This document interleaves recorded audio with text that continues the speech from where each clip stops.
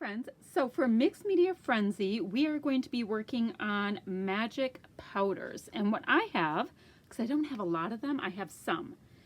I have these magical shakers by Lindy's Gang. And let's see, I have Yodeling Yellow, Alpine Ice Rose, and Afternoon Delight Denim. I have them. I have tried a couple of them, but not on a layout, like, just where I'm like swatching them. So my plan, which I don't know if it's going to work, we're going to find out, is I think I'm going to do something that's kind of an ombre. Do I want to go? Probably going this way with it, with the hues going this way. Now, that's my whole plan. I have no idea how this is going to work. What I've done so far to this piece of paper that I have, it's regular cardstock, and I just went ahead and put some clear gesso on it. Got lots of tooth. I just smeared it on with my hand, so it will not be uniform. It'll be thicker and thinner and probably incomplete in places, and all that's fine. The photo I'm going to use is this one right here. This is my son and his girlfriend, and they are in front of the Detroit Tiger Stadium, but they're going to a Detroit Lions game. Now in Detroit, which is our nearest city for sports teams, we have all four of our teams. We have football, baseball, basketball, and hockey kind of on the same corner. So it's definitely a sports town kind of thing, and it's a very cool area. So I'm going to be using that. And I know I'm going to use this because I've been wanting to use it, and I haven't been able to work much more than a couple of hearts into things. It's the American Crafts Thickers and Delightful, because I really like kind of the denim. It had the yellow, and it also had this corally color that's in my shakers. So we're going to see how we can concentrate on that. But to start, I think I better get my handy dandy little mixed media box out here. Sorry. I'm shaking my camera around a little bit. Okay, I'm going to get this mixed media box, put my giant arm up in your way, and I'm really just going to go for it and get it wet, I think. I'm just using a little Tim Holtz sprayer, and yes, my paper will. Oh, look at that, just from showing you some of these Lindy's droplets must have got on here. I am just going to kind of go for it.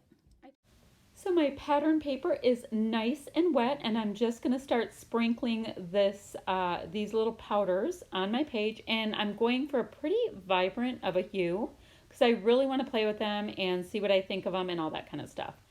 So at this point, you can see they're being activated, and I'm like, I need a little something extra. So I'm going to just go ahead and use my paintbrush to paint it in. Now, and it's also not going to be like this perfectly uniform, like plain yellow or plain coral or whatnot.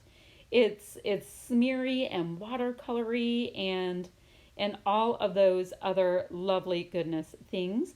I wanted a little bit of this yellow to tone down because this yellow was almost like a highlighter yellow. So I went ahead and toned that down. The coral was not as bright. So I'm going to take a little bit of the blue off and a little of the yellow, and it's going to be about spot on for the palette I was looking for. So it was kind of fun. It was like, let's see how these goodies that literally just live in my room, let's see how they work. So you see there I'm building the coral up just a little bit more so that the hues kind of have the same intensity, because we don't want one to look like there's no point in it being there. Mixing it a little bit, blending the two colors that are side by side together. So yeah, so it's great. It's watercolor ombre-esque-ish. So once again, I mean, if you've been watching me, you know I don't tend to be terribly precious about these things. I go for it. I enjoy the process. Sorry about my head. I try to learn about the attributes of the different products, and I'll know how I might want to use them next time. So it's pretty cool. That coral color, you can really pick up orange pieces in it as well as dark rose colors. So it's really kind of cool. I have gone ahead and taken a heat gun to this paper, and I normally do not do that. Normally I just go ahead and work on the slightly wet mixed media whatever, but this thing was like floppy. My paper was super wet and saturated, and all that kind of thing. So I did go ahead and dry it. Now I'm going through the pattern papers that I have and auditioning different pieces. When I'm working with a kit, I really like to try to target the pieces of pattern paper that I've already cut into. It's a thing I do, and it kind of allows me to have a lot less scraps at the end of a kit, that just end up getting put back into my collection or my stash, whatever you want to call it. So I do have this piece of pattern paper that I am going to use, as well as this little piece of black cardstock. The kit I'm using, not the magic shakers, but the rest of it that I'm using, it's the October Mind the Scrap kit, and it is oh yeah, I'm going to use a piece of this. It's the October Mind the Scrap kit, so it has cocoa vanilla for the 6x8 paper stack, and these really great little houses. I think those are Jen Hadfield.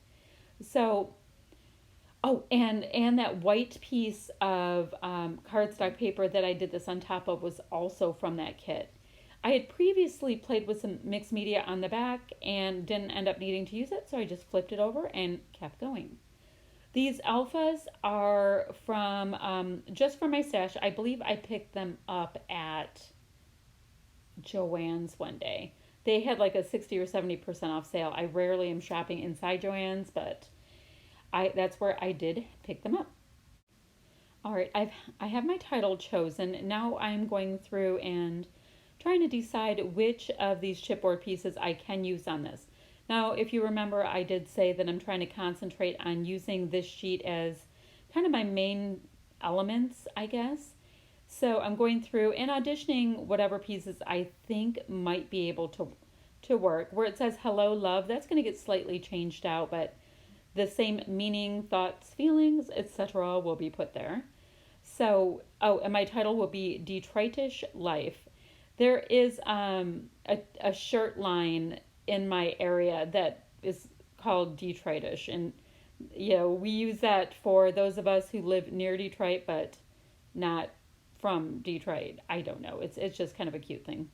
My both my daughters have shirts that say Detroitish on it from different places. Anywho, so it's time for me to go ahead and commit some of my pattern papers onto this layout, and I'm probably adding a little more adhesive than I normally would, because this is such a textured mixed media background that I want to make sure it actually stays on there. I have both gesso as well as these cute little this cute Lindy's Gang magic little powders. So just want to make sure that things don't shift around on me too much. So what else can I tell you? Oh, I'm going to have the links below for Krista and Kathy, the other ladies that do the crafting on this series. See how they ended up using their goodies.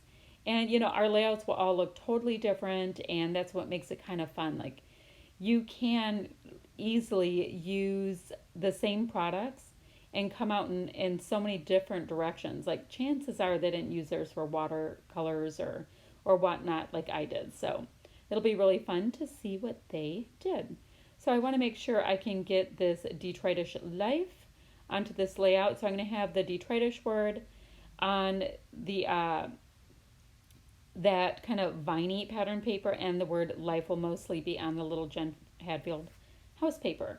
And I'm going to have to go ahead and use liquid adhesive on the first word, which is Detroitish. All right, I've got a bunch of my chipboard in different places for auditioning it, and now I want to go through and take a look at all of these great little die cut pieces I have. And I'm going to switch out that hello chipboard for this die cut piece because it's giving me a little bit bolder of a design, and I think it's gonna stand out just a little bit more. I'm gonna go ahead and pop that up on some fun foam. I use the kind that is adhesive on one side, and kind of layer it up with that chipboard so that you can tell that they go together as a nice little kind of, is that the title? The subtitle? One of the title-y word bits. Now I love these cute little paper airplanes. They're in a really great indigo, so they do end up going really well with the lower portion of my pattern paper. Very little goes with that top portion of that really, really bright yellow, but I still like it. I still like it. I guess it would be nice if it was more of a banana yellow or whatnot, but it really doesn't matter. Like I said, they were in front of the Detroit Tiger Stadium, which is navy blue and orange, but they're going to a Detroit Lions game, which is like white, gray, and Honolulu blue. So, the colors weren't gonna be absolutely perfect for this. My son's wearing denim and a blue hat, so he can definitely show, and yeah, and his girlfriend's in all black, so it works, right? It does work. So this is where I'm going through and saying, okay, I have these Paige Evans puffy stickers. Do any of those work? I have these great Dear Lizzie little word stickers, and some of those will make it on. I also have the Dear Lizzie little enamel shapes, which I love. I think at this point I'm down to only having that nice pale green color of them. I'm going ahead and trying to see if I can get this other little holographic heart on here. My title is holographic, so I am going to try to get a little more of that on my page to have kind of that element, because it works. I like when it's just a little bit more cohesive to have the same metal colors on with the same metal, or I'm using holographic as a metal, like I think of it as kind of like a metal kind of a thing. So I'm going to use whatever ones of these little Dear Lizzie words that I can fit on here. And I'm going to have two different colors on them, and I think they work out ever so nicely. This indigo color does go really well. It picks up the blue that's on the bottom, so that ends up being a nice little win. And there's not a whole lot more to this layout. Most of it, like I said, was creating the background, drawing it, and that kind of thing. And it's so bold that it does kind of take care of, it does definitely give your eyes something to look at. I do go ahead and use whatever pieces I can of this really gorgeous indigo color that is in the Dear Lizzie collection. And I also bring in some of that really nice bold yellow, because that is definitely a part of my page. And I didn't have anything kind of indicating that it should be there until now. So now it gives it a little bit more of a cohesiveness. I decided that I needed some wonky lines going on the outside of my page. And since I can never draw a straight line, I purposely draw a couple different sets of wonky lines so that, yes, it's accidentally on purpose charming and wonky. So yeah, makes sense to me. Hopefully it makes sense to you. So there, I'm showing you a little bit more of a close-up of this layout. Very much hope that you like it, and take a look at what the other ladies did this time around. And I thank you so much for watching. We'll see you later, friends. Bye-bye.